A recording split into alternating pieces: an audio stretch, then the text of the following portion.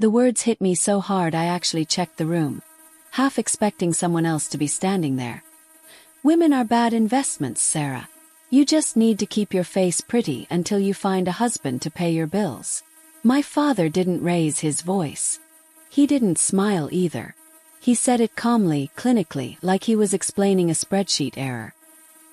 His eyes stayed locked on mine as I placed the payroll report on his desk, my fingers still resting on the paper like I could physically anchor myself to the truth printed there.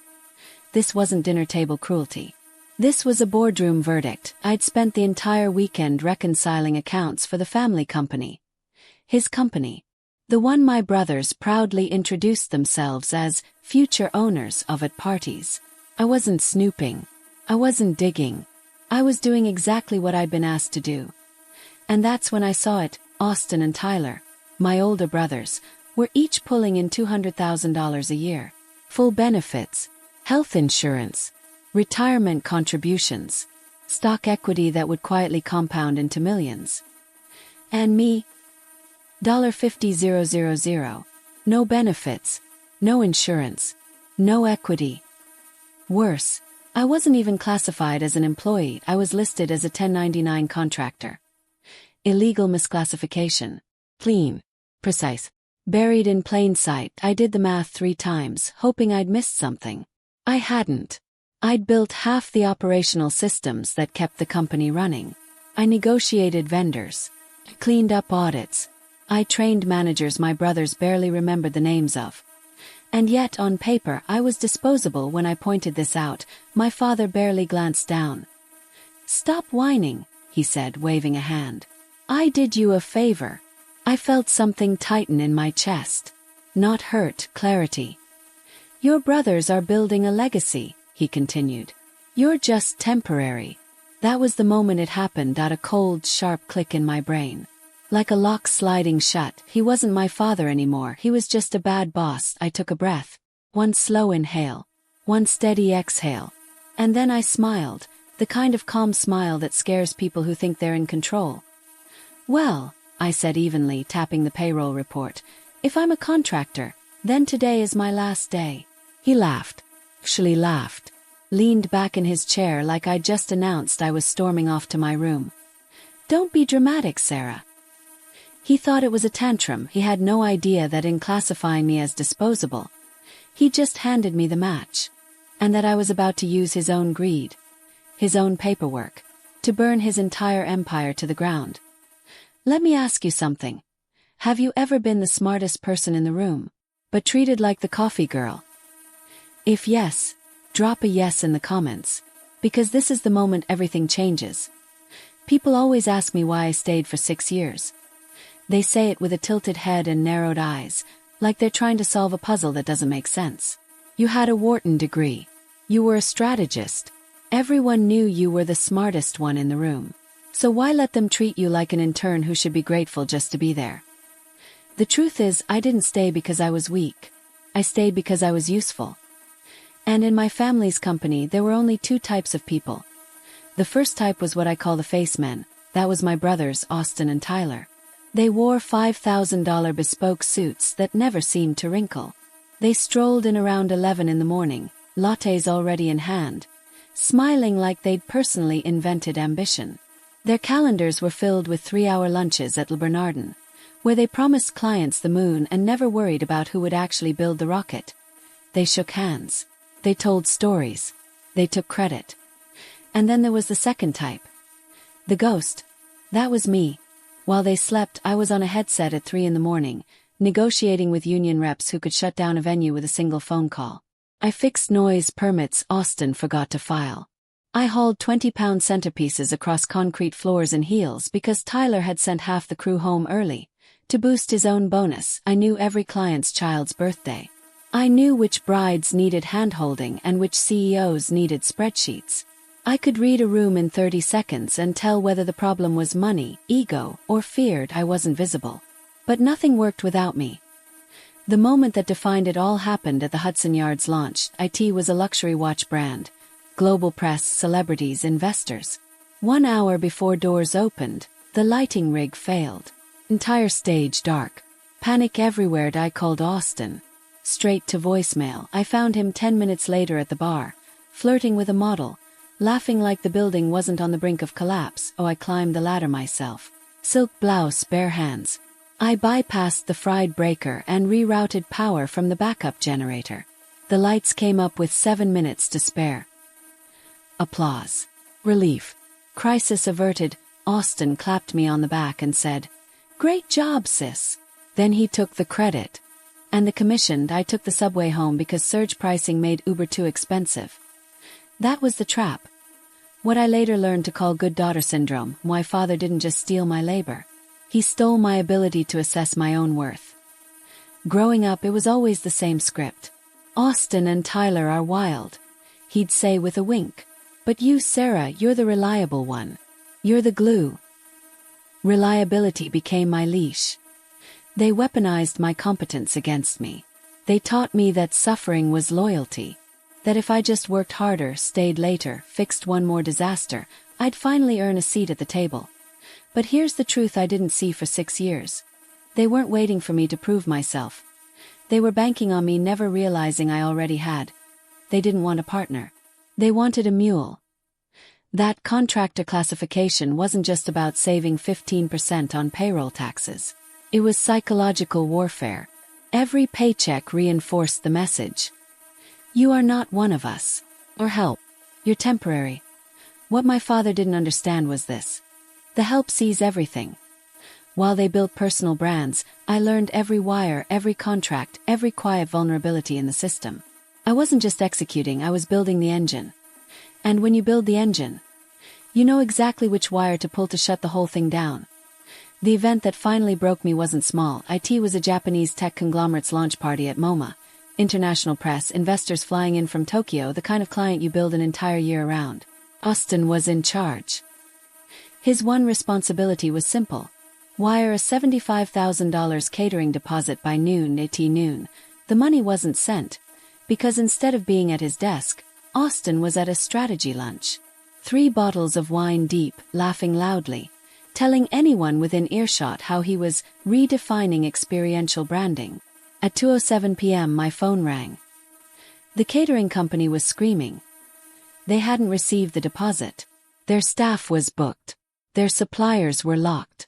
They were pulling out, and the event was 48 hours away. I marched straight into my father's office. Richard didn't even reach for his phone. He didn't call Austin. He didn't demand answers. He didn't look worried, he looked annoyed. "Fix it," he said flatly. "I can't fix money that was never sent," I replied. "You need to call Austin." Instead, he leaned back in his chair and said something I will never forget. "Tell them it was a clerical error on your end. Tell them you wrote down the wrong routing number." I stared at him. "You want me to lie? I want you to protect the company," he said. "Austin is the face of this firm. Clients need to trust him. You're back of house. It doesn't matter if they think you're a little scattered." That was the sentence. It doesn't matter if they think you're a little scattered. And in that moment, it stopped being about money, or stress, or fixing another one of my brother's messes. It was about my name. My father was willing to burn my professional reputation, something I'd spent 6 years quietly building, to keep his son's suit clean, and I did it anyway. I made the call, I lied. I listened as the catering director called me unprofessional and a liability. I swallowed the humiliation like I had swallowed everything else for 6 years. Silently, efficiently, without protest. The crisis passed. The event was saved. Austin took credit. Again. That evening I made one final request. "I want a title," I said calmly. "Director of Production. On the website. On my business card." Richard didn't even hesitate.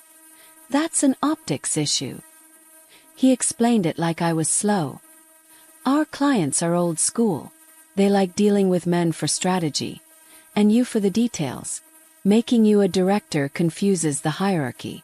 It makes Austin and Tyler look less authoritative." Then he smiled like he was being kind. "You're good at being the helper." Later that night, I stood in the hallway and looked at the organizational chart. Austin's photo, Tyler's photo, Richard's photo, right at the top. I wasn't on the wall. That's when it hit me. The contractor classification wasn't just tax evasion. It was erasure.by, keeping me off payroll, off the org chart, off the equity table. He was making sure I never existed in Mitchell and Company history. When the empire passed to my brothers, no one would ever ask, "What about Sarah?" He thought he was erasing me. He didn't realize he was setting me free. Because if I wasn't an employee, I didn't owe 2 weeks' notice. If I wasn't a partner, there was no non-compete. If I wasn't on the org chart, my work wasn't work for hire. It was mine. When Richard waved me away dismissively, I nodded. "Okay, Dad," I said softly. "I understand the optics perfectly." Then I opened my laptop, typed "most aggressive IP lawyer in NYC" into the search bar, and made my first call. I wasn't going to be the daughter anymore. It was time to be the shark. The next morning I walked into Sterling & Finch, the most expensive intellectual property firm in Manhattan, with a calm I hadn't felt in years. Glass walls, white floors, silence that smelled like money. David was already waiting in the conference room. College friend, top of his class, $800 an hour and worth every cent. He didn't hug me. He just slid a legal pad across the table and said, "Start from the beginning." I didn't need to. Instead, I handed him the independent contractor agreement my father had me sign 6 years earlier. He flipped through it once, then again. Then he started laughing. Not a chuckle. Full, disbelieving laughter. "Is this a joke?" he asked. "Did he download this template from the internet?" I told him the truth. Richard thought lawyers were a waste of overhead. He'd been obsessed with saving money, cutting corners wherever he could, including legal review. "Read clause 4, I said. David did. Slowly, carefully, then he leaned back and whistled. "Wow," he said. He really did this to himself. He walked me through it in plain English. If I'd been a W-2 employee, everything I created would automatically belong to the company. Every email, every design, every idea. That's the work-for-hire doctrine. Simple, clean, brutal. But I wasn't an employee, I was a 1099 contractor. And this generic bargain bin contract had no intellectual property assignment clause. No language transferring ownership. No rights conveyed, nothing. "So," I asked quietly, "who owns my work?" David didn't hesitate. "You do. Every stage design, every lighting schematic, every run of show script, every custom production process I'd built over 6 years. Legally, Mitchell and Company hadn't owned any of it, they'd just been renting my brain. And they haven't paid their rent," David added. That's when the irony hit me. My father had been so obsessed with saving 15% on payroll taxes that he'd accidentally handed me the keys to his entire kingdom. He wanted to keep me cheap by treating me like an outsider. Instead, he made me the owner. I told David about the Titan Gala, the Japanese conglomerate launch, the scripts, the CAD drawings, the full production blueprint I'd written the week before. He smiled. "Then you own it," he said. "And we're going to register it right now." We filed an expedited copyright with the Library of Congress. $800. Filed under my name. The best money I ever spent. But I knew copyright alone wasn't enough. Richard wouldn't accept this quietly. He'd sue for breach of contract, abandonment, anything to drag me into court and bury me in legal fees before we ever reached a judge. What I needed was an insurance policy. Proof that I hadn't quit. That I'd been pushed. I didn't need to hack anything. I just logged into my own cloud backup. There was a folder I'd never touched. Voicemails. 6 years worth of messages Richard left when he was stressed, angry, or losing control. I'd never deleted them. Not out of strategy, out of instinct. We listened together. "You're useless. If you don't fix this budget by morning, don't bother coming in. You're lucky I even employ you. Stop crying and do your job. Or weak. This is why women can't lead." 47 audio files. Transferred to a secure drive. David's face had gone cold. "This is leverage," he said. "If he sues, we release these. To the board. To the press." He paused. "He won't just lose the lawsuit. He'll lose his reputation." When we finished, I stopped at a coffee shop down the block. Opened my laptop. Went to the Secretary of State website. 10 minutes later, the incorporation papers were filed. Official. I wasn't the daughter anymore, I was the competition. And I held the deed to the ground my father was standing on. The Titan Gala wasn't just a party, it was the party. The kind where billionaires shook hands with senators and hedge fund managers whispered seven-figure deals between champagne sips. Companies like Mitchell & Company made their entire year's revenue in 4 hours inside rooms like this. The Plaza Hotel's grand ballroom dripped in gold. Crystal chandeliers the size of small cars hung overhead, scattering light across marble floors and tuxedos that cost more than most people's rent. Richard was in his element. Custom tux, gotch in hand, holding court near the stage like a monarch surveying his land. Austin and Tyler flanked him like well-dressed bodyguards, laughing too loudly at jokes that weren't funny, relaxed in the glow of assumed victory. They thought I was home, crying into a pint of ice cream, regretting that I'd walked out. Successfully bullied back into silence. After all, who fights the king in his own castle? They forgot something important. I built the castle, and tonight I didn't come through the service entrance. No headset, no clipboard, no producer black I'd worn for 6 years like camouflage. Tonight, I wore red, that a structured architectural crimson gown. Sharp lines, clean angles. Armor, not decoration. I bought the ticket with my own savings. As I approached security, the guard glanced up, met my eyes, and nodded me through without checking a name. I'd hired him 3 years ago. He knew who really ran the show. Richard was mid-toast with a senator when he saw me first. His eyes slid right past, like I was furniture. Then they snapped back. He blinked, confused. He didn't recognize me. Not used to seeing me as a person, only as an asset. Recognition hit. His smile faltered. He excused himself and stepped toward me, face darkening with that familiar controlling anger. I didn't stop. I turned away and walked straight to the head table. Vance stood there, billionaire sponsor of the gala. A man who valued only 2 things, competence and contracts. I thought you left, he said quietly. I did, I replied. But not my work. I handed him a thin black folder. On top, a court-stamped cease and desist. Beneath it, the federal copyright registration. Lighting schematics. Run-of-show scripts. The show you're about to watch is stolen, I said evenly. Mitchell & Company doesn't own it. I do. Vance skimmed once. Then again. His eyes stopped on the highlighted words. 1099 contractor behind him. I saw Richard pushing through the crowd, panic breaking through his composure. Vance looked up.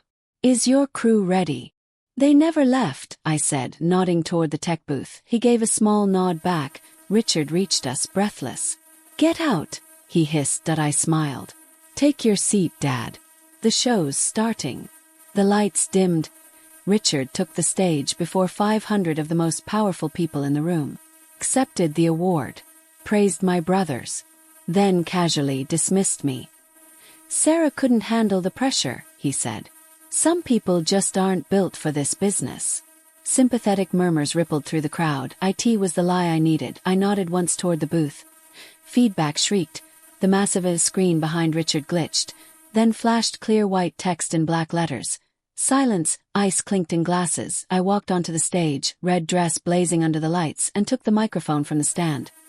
Austin didn't design this, I said calmly. Tyler didn't write it. And legally, neither did your company. Richard screamed for them to cut my mic. They didn't. I hired them, I said, smiling. I turned back to the crowd. For 6 years, Richard Mitchell refused to pay me a salary, to save $15,000 a year in payroll taxes. He classified me as a 1099 contractor. Lawyers in the audience leaned forward. He used a generic contract, I continued, and forgot one clause, intellectual property transfer. Richard froze. Under U.S. copyright law, a contractor who doesn't sign away rights owns the work. The stage, the script, the lighting. I gestured around us. It's all mine. The realization hit the room all at once. This is my event, I finished. And I'm issuing a cease and desist. Effective immediately. Mr. Vance stood.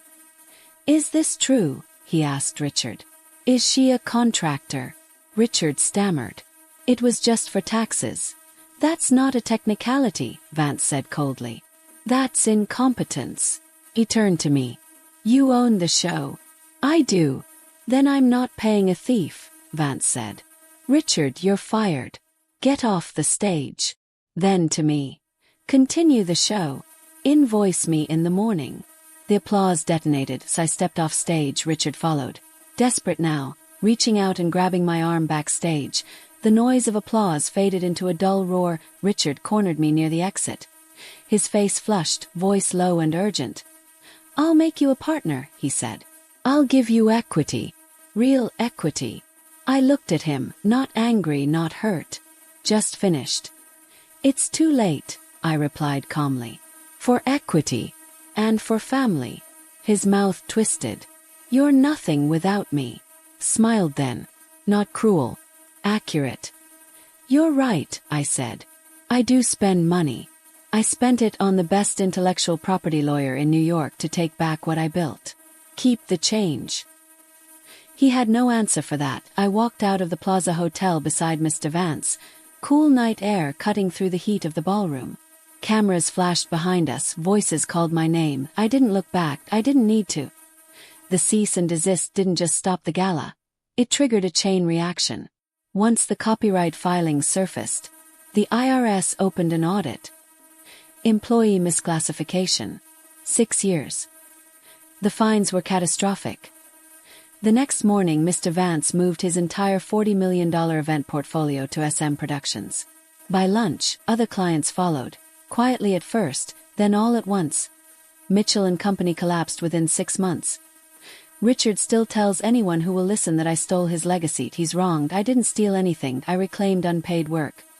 The contractor label was meant to chain me, to keep me cheap, invisible, temporary. He forgot something important. A chain swung hard enough becomes a weapon. Today, SM Productions employs more people than Mitchell and Company ever did. Everyone is salaried. Everyone has benefits. Everyone's name is on the wall. And mine is at the top. I am Sarah Mitchell. I am not temporary. I am the owner. Finally, thank you so much for watching. Please leave your feedback in the comments and don't forget to like, subscribe, and turn on notifications so you don't miss our next story.